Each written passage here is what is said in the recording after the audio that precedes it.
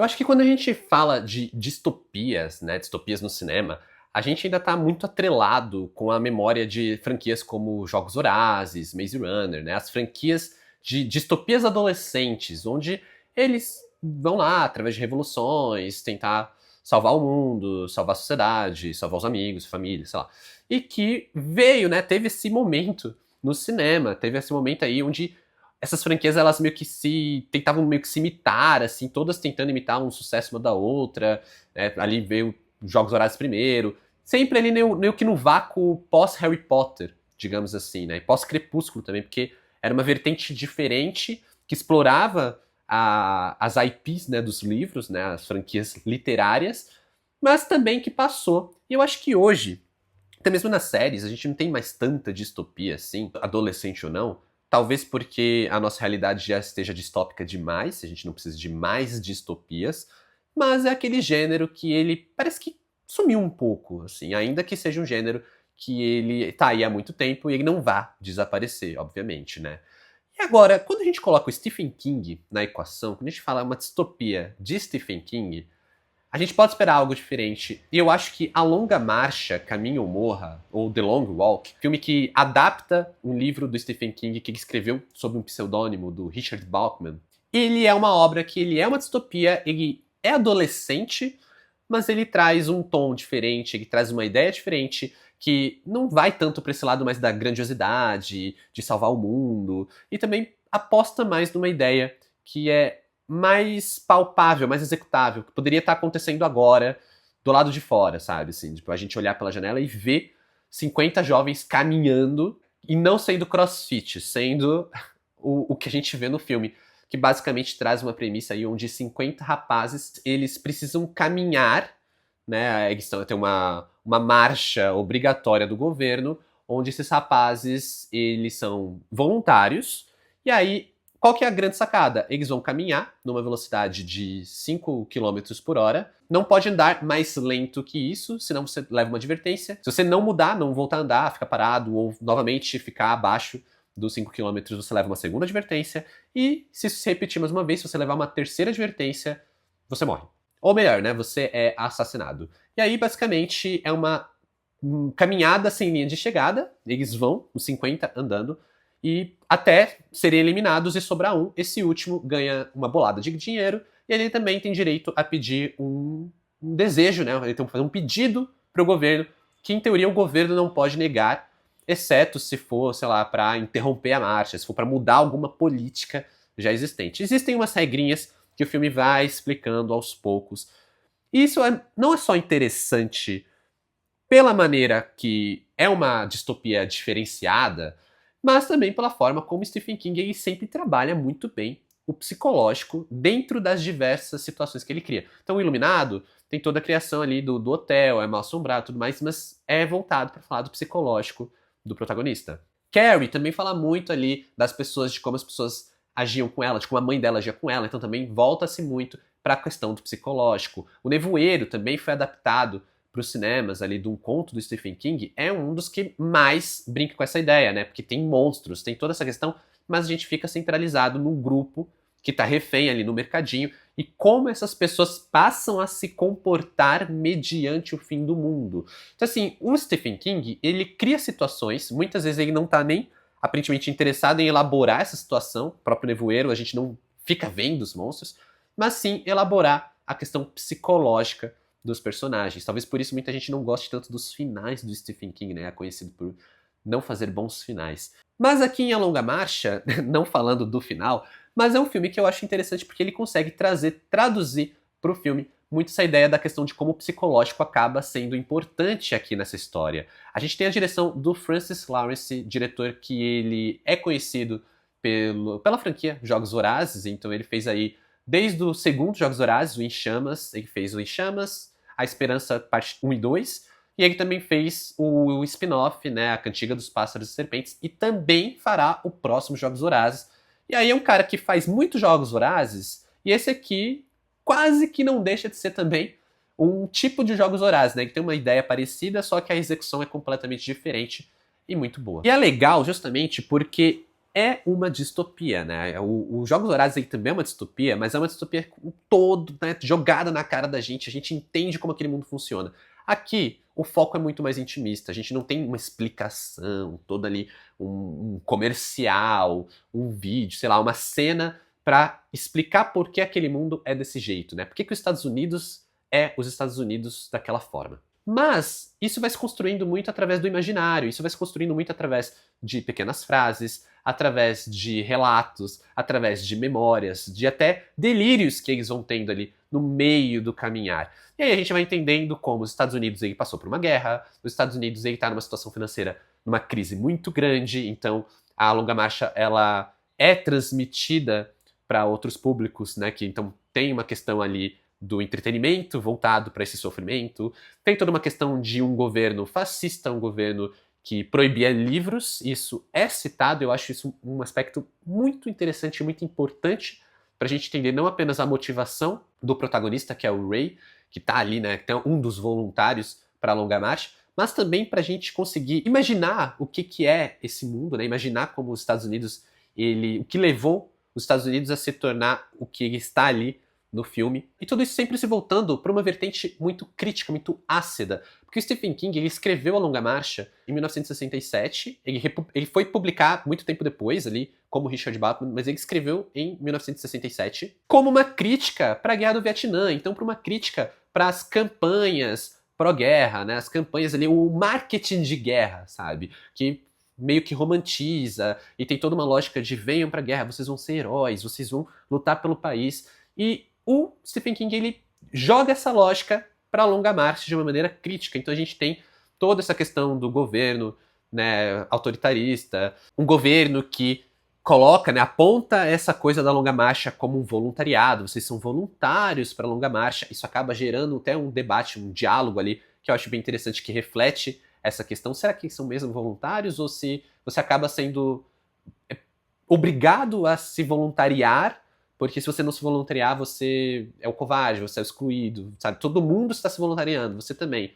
Isso é a sua vontade ou é uma vontade que foi imposta porque existe uma propaganda, sabe? Então tem toda essa questão que está ali jogada em A Longa Marcha. Não é algo tão elaborado, também tão aprofundado, porque o filme ele não está voltado para isso. Ele está muito mais voltado para esse lado mais intimista dos rapazes que estão caminhando na longa marcha, do que necessariamente para essa criação de mundo, que não deixa de ser interessante. E não à toa, isso é uma das coisas mais sentidas quando a gente fala de um dos personagens centrais para essa história, que é o Major, interpretado pelo Mark Hamill, nosso querido Luke Skywalker, que é basicamente o rosto desse governo fascista, desse nacionalismo cego e tosco.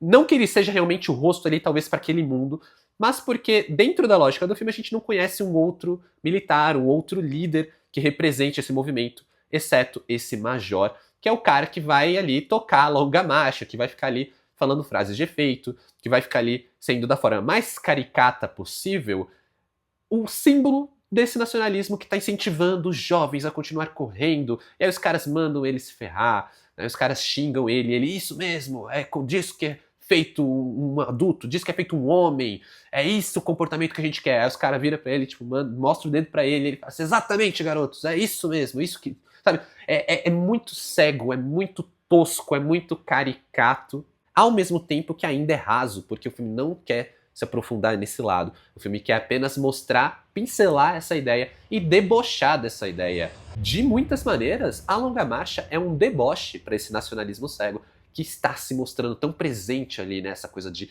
não vamos pelo país e os caras tipo que se lasque o país, sabe? Que se lasque. Assim, hoje a gente está lidando com governos, né, ao redor do mundo, onde o nacionalismo se torna parece que esse nacionalismo exagerado se torna a porta para um governo meio fascista, ou para não dizer totalmente fascista. Aqui a gente tem justamente esse lado bem colocado ali, de uma forma pouco sutil, ainda que rasa. E ao mesmo tempo que elaborar toda essa questão distópica é um segundo plano, né, não é a grande jogada do filme, a Revolução também não é. A Revolução é muito mais pessoal, a gente não tá vendo ninguém ali tentando salvar o mundo, né? Tentando salvar o país. A gente vê eles mais tentando sobreviver aquela história que eles acabaram se metendo, porque, novamente, eles são voluntários, né? Em teoria, voluntários. Então, eles entraram na longa marcha, eles têm os seus ideais, eles têm os seus objetivos, e agora resta sobreviver. O que leva a um ponto muito interessante. Só vai haver um. Então a gente sabe que em algum momento 49 desses caras vão rodar. E se você tá gostando desse vídeo, eu vou te pedir para deixar um like. Se você chegou de paraquedas, aqui quem fala é o Ada, seja bem-vindos ao canal. Aproveita para se inscrever, não esquece de se inscrever. Eu vejo que muita gente que assiste meus vídeos ainda não está inscrito no canal, você vai me ajudar bastante se você se inscrever e dar um like. E também me segue nas outras redes sociais, o arroba está aqui na tela e os links na descrição do vídeo, se você quiser trocar uma ideia ou ver tudo que eu tô assistindo. Mas bora aí continuar falando de A Longa Marcha, dirigido pelo Francis Lawrence, que, como eu tava falando, é um filme onde a gente sabe que a maioria dos personagens vai rodar. Então não adianta se apegar, não adianta torcer. A gente sabe que a gente vai se despedir de alguém ali, a gente vai acabar gostando de um ou outro personagem, não só do principal. Acho que isso é um grande acerto do filme, porque por mais que a gente tenha ali o Ray, que é interpretado pelo Cooper Hoffman, ele é o protagonista, mas ele não necessariamente é o personagem que a gente vai se apegar, apesar da gente estar acompanhando ele desde o começo. A gente tem outros personagens interessantes, a gente tem uma amizade que vai nascer ali nessa caminhada, que é legal. E tudo isso nos leva àquela sensação de em algum momento eu vou ter que dar tchau para alguém que eu gostei. E o pior é que o filme não vai poupar, sabe? O filme não vai poupar no sentido de, obviamente, eles vão acabar morrendo ali, mas também no sentido de que muitas dessas mortes vão ser bem explícitas, vão ser bem pesadas, e eu confesso que a primeira, inclusive, me deixou bem boquiaberto. Eu não imaginei que eles iam mostrar o que eles mostram ali. E eu não vou falar, obviamente, o que é, porque eu não sou de dar spoilers. Vá ver o filme por sua conta e risco, mas eu recomendo. De várias maneiras, isso acaba sendo uma das formas com que o Francis Lawrence ele dribla as limitações da narrativa. A gente está vendo apenas um grupo de personagens caminhando sem rumo, né, sem uma linha de chegada, e não tem muito para onde ele expandir essa ideia, mostrar o mundo, sabe? Até os movimentos de câmera acabam sendo muito restritos. Mas ele faz isso de uma forma bem legal, como ele coloca meio que a gente, público, dentro da marcha, né? Ele vai em vários momentos simplesmente caminhando com a câmera junto dos rapazes, mas em outro o diretor coloca a câmera perto dos ombros deles, vai entrando com a câmera no meio dos rapazes, aí um desacelera, um acelera, um vira de costas, um anda para trás, e a câmera vai fazendo, aproveitando esses pequenos momentos para dar uma brincada e mexer um pouco na dinâmica para não ficar algo tedioso. Que eu acho que dentro de um filme como esse era um risco muito alto, o risco do filme ficar chato. Mas em nenhum momento ele perde o ritmo, em nenhum momento essa dinâmica acaba se tornando enjoativa, nem repetitiva. Tem um dos momentos, por exemplo, que ele vai, que é quando chega a noite. E aí quando chega a noite a gente começa a ficar meio preocupado, né? Pô, mas como eles vão dormir? E eles não vão, eles vão continuar andando e dormir andando se conseguirem. Só que quando chega nessa noite, eles também estão numa rampa, então ele vai jogando essa ideia de um desacelera um pouco mais, porque a rampa vai fazer você desacelerar de alguma forma. Então você tem que manter acima de 5 km, se você abaixar você leva uma advertência. Então quem vai dar uma advertência? Será que ele vai jogar com o nosso sentimento? Será que ele vai dar uma advertência no personagem que a gente tá curtindo? Será que... O que pode acontecer? E aí um momento a gente vê um personagem andando com a arma na cabeça dele, tipo, e cara, a adrenalina sobe, a tensão sobe, vai flutuando, né? Tem um momento que a gente tem um respiro, apesar de saber que eles não podem parar de andar. E, inclusive, uma das coisas que me pegou muito de surpresa é que tem um dado momento que eu fiquei pensando, pô, como é que eles vão comer e como é que eles vão beber água?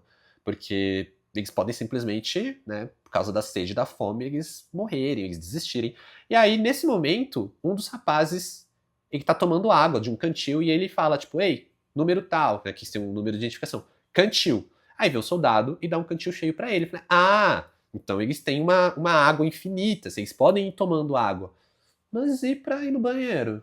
Porque você vai tomando água, e aí logo em seguida, foi muito curioso, porque logo na hora que eu pensei nisso, em seguida que eu pensei nisso, um personagem fala assim, preciso ir no banheiro. Aí ele vira de costas, tira a calça, e vai, e aí, tipo, e os caras, tipo, é uma cena engraçada, mas é uma cena desesperadora, porque você sabe que, né, eles vão ali ter que fazer as necessidades, e aí você começa a pensar como é que eles vão dormir, e se alguém tropeçar, e se alguém se machucar, e tudo isso vai acontecendo. Parece que todos os cenários que a gente vai imaginando, né, que o que aconteceria se acontecesse isso com alguém, Todos os cenários que a gente vai pensando, eles em algum momento vão acontecer. Então a gente vê eles comendo, a gente vê eles indo ao banheiro, a gente vê eles dormindo, a gente vê quando alguém machuca o pé, por exemplo. Sabe assim, são várias coisinhas que a gente fica pensando, nossa, pô, e acaba acontecendo, e algumas dessas cenas são brutais. São realmente pesadas. Como alguém que gosta de um filme de terror, eu não me incomodei, eu achei que é legal, faz sentido, inclusive, porque a premissa, ela é uma premissa pesada, né? Não é pra ser, não é pra poupar mesmo, assim, é pra ser um filme chocante em alguns momentos. Mas eu fiquei surpreso com a coragem que eles tiveram em vários momentos. Então, se você, né, for mais sensível, fica o aviso. E além de tudo isso, tem uma questão psicológica que eu acho muito interessante em A Longa Marcha, porque é um filme que ele aborda isso em algumas camadas, digamos assim. A primeira delas é o fato de que esses personagens eles não vão conseguir ir muito longe se eles não estiverem mentalmente bem também. E eu acho que isso é até falado no filme, né? Tem um rapaz que ele fala, pô, quando eu vim pra cá, eu tinha certeza que eu ia me dar bem, né? Porque ele tem um físico, né, mais treinado e tal. E ele fala assim, só que não é o corpo que ganha, é isso aqui. É isso mesmo. Se você, sabe, você tem essa questão assim mental, você tem essa questão psicológica, se teu psicológico quebra, o teu corpo vai quebrar. Pode ser que demore, mas vai quebrar. E numa situação dessa, onde existe uma pressão psicológica muito grande, e aí tem toda essa questão dos vínculos que vão se formando e que vão sendo rompidos de formas brutais, a forma como eles mostram os corpos dos personagens cedendo por causa do psicológico que tá cedendo é muito legal. É muito legal, assim, é muito bem feito. Outra instância psicológica que eu acho muito forte é a escolha de elenco. O Francis Lawrence tá de parabéns com a escolha de elenco que ele trouxe aqui, porque logo no começo é um quem é quem, sabe? Eu vi lá no começo, a gente começa ali com o Ray, né, e a mãe dele. Ray interpretado pelo Cooper Hoffman, ator de Licorice Pizza, ator de Saturday Night. E a mãe dele, que é a Judy Greer, que é a atriz que tá em Homem-Formiga, é uma atriz que tá em De Repente 30. Então são atores, né, muito conhecidos do público. A gente já vai pro filme, vê eles e tipo, já me sinto familiar a eles. Então eu já fico um pouco assim, porque eu sei que eu vou ver o sofrimento desses personagens de alguma maneira. E aí quando ele entra na competição, que vai aparecendo os outros rapazes, cara, aparece o Pete, que seria o meio que o co-protagonista, interpretado pelo David Johnson de Alien Romulus, ou seja, mais um rosto familiar. Aí logo em seguida aparece o Charlie Plummer, de Todo o Dinheiro do Mundo, aparece o Ben Wang, de Karate Kid Lendas, e aí aparece o Roman Griffin, de Jojo Rabbit, sabe? Que é mais novinho que todo mundo ali e tudo mais, e você fica, cara, eu sei que talvez eu não veja todos eles morrerem, mas eu vou ver. E esses personagens, a maioria deles são muito bons e os atores também são muito carismáticos. Então, as perdas são sentidas, as perdas são sofridas, sabe? Eu acho que isso acaba sendo um elemento que ajuda muito a tensão de A Longa Marcha ser ainda mais forte. É uma distopia que, no primeiro momento, ela parece simples, ela parece rasa, mas, ao meu ver, ela é bem mais profunda do que parece. Ela fala de tópicos muito legais, ela se relaciona com o mundo de hoje de uma forma muito interessante, muito assim conectada. Eu acho que a gente abrir ali para olhar o que a Longa Marcha está passando pelos diálogos, por esses pequenos delírios, por essas memórias, as coisas que não estão necessariamente sendo mostradas, mas ditas, são muito relevantes para a gente entrar nesse universo, se relacionar com esse universo e apreciar a Longa Marcha como uma boa distopia. Além do fato da gente estar vendo um filme que ele não tem medo de ser visceral, o que também é algo muito positivo, já que a gente vê que parece muitas vezes que Hollywood tem medo de fazer um filme mais explícito, mais pesado, e aqui tá longe disso. São momentos sofridos, são momentos pesados, e é um ótimo filme. Então, para A Longa Marcha, nota 8.